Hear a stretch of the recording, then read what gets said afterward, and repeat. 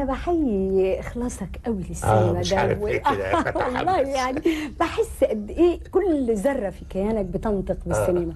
وبعدين على فكره قريب قرينا خبر كان مزعج جدا جدا، مش لا عايزين نسمعه ولا عايزين نصدقه.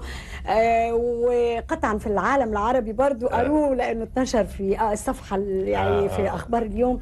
اعتزال فريد شوقي. ازاي فريد شوقي يعتزل بعد هقول لك برضه ايه، اجي مثل ما هو لازم اعمل سينما ولازم اعمل افلام، الاقي النصوص اللي جايه لي ضعيفه هزيله لا تمت للفن والسينما. انما اقول ايه، طب اعمل فيلم ده عشان نعيش، ما هو اكل العيش كمان. ايوه. انما والله وانا رايح بصور اهون عليا كاني طالع المشنقه، يا خبر، كاني داخل السجن، مش قادر تقدم فن مش جيد. فزهقت بقى. طيب اعمل ايه؟ طب ما هو لازم انتج. علشان انتج طب اغطي منين؟ من اللي انا قلته سابقا. ايوه.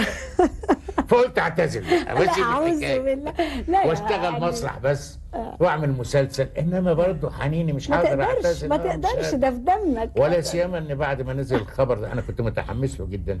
لقيت الدنيا اتقلبت. سواق تاكس راح موقف، لا اعمل معروف. الله، وانا طالع الوقت الشيبرد وطالع مش عارف المناديين ده، اعمل معروف. لا امال مين اللي يقول لنا، مين اللي هيمثل لنا؟ قلت له طيب حاضر بس هنلاقي حاجه كويسه.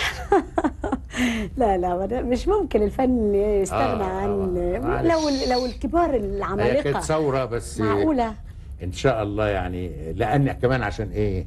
عشان المنتجين او المخرجين اللي جايبين لي افلام تافهه يبعدوا بقى، مش عايزينهم. مش عايزينهم.